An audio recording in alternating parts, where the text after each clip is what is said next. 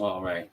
Seems we're back, not sure what took place. Nevertheless, I'm in Matthew the second chapter, and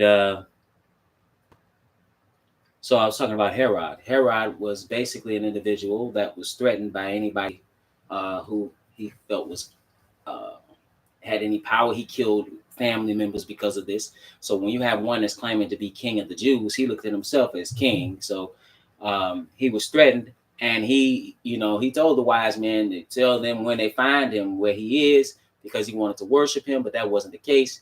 He had plans to kill him. So they were warned by an angel not to return, and then not returning, what happened? It says in verse 13 in Matthew 2 and 13 says, and when they were departed, behold, the angel of the Lord appeared to Joseph in a dream, saying, arise and take the young child and his mother and flee into Egypt, and be there out there until I bring thee word, for Herod will seek the young child to destroy him.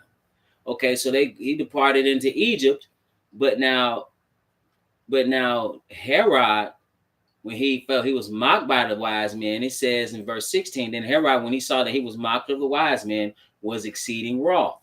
He was angry, and sent forth and slew all the children that were in Bethlehem and in all the coast thereof, from 2 years old and under, according to the time which he had diligently inquired of the wise men.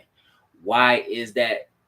Why is that significant? Remember, Moses said, a prophet like unto me. In other words, Moses' life and Joshua's life, or Jesus' life, would parallel. We're in Exodus, the first chapter. Notice what happened when Moses was a baby. This is Exodus, the first chapter. And it says here in verse 15, 1 and 15. And the king of Egypt spake to the Hebrew wives, of which the name of the one was Shiphrah, and the name of the other Puah. And he said, when ye do the office of a midwife to the Hebrew women, and see them upon the stools, if it be a son, then ye shall kill him. But if it be a daughter, then she shall live. Why? Because first, this is a side note, it was genocide, and in times of genocide, ultimately, when you're trying to cut off a line, it's through the male. Men and women are not the same. You are what your father is. So now if they had children with the Hebrew women, the children would be Egyptian. Okay, similar to how Joseph had an Egyptian wife and had Ephraim and Manasseh. Those children were Hebrews. Okay, the woman is the earth, the man has the seed. Okay, so they didn't do it. Okay, and so he just ordered his people to cast the male children into the river. Now, this is while Moshe is in Egypt. And what happens when he can be no longer hid? His mother basically floats him down the river. Okay, she has an ark of bulrushes and daub with slime and with pitch. She floats him down the river. His sister Miriam is looking, and he floats right into basically the arms of the Pharaoh's daughter. So he was raised as a prince of Egypt. He was raised to high status. Okay, but he gave that up. Okay, similar to how the Lord, he gave up a high status. Well, how could you do that? Well, let's pick it up in Numbers, the 12th chapter, because you have something about you. Numbers, the 12th chapter. Both, but on a side note, both also were under the covert of Egypt. But now Numbers, the 12th chapter, notice what it says about Numbers, the 12th chapter, in verse 3. So when he took an Ethiopian wife, okay, his sister and brother had an issue, and it says something about Moses. It says, now the man Moses was very meek above all the men which were upon the face of the earth. So he was very meek. Well, what do we know about Jesus? This is Matthew the 11th chapter. Matthew the 11th chapter. Matthew the 11th chapter and verse 29. It says, Jesus said, take my yoke upon you and learn of me, for I am meek and lowly in heart, and ye shall find rest unto your souls. Not only that, again, I stated, remember, he was a prince in Egypt, and he gave that up and went into exile. Okay? Became a shepherd, just like Jesus is a shepherd. The parallels are very vast, quite frankly. I'm only dealing with a few today. But notice what it says here in the book of Philippians. Philippians the 2nd chapter. Philippians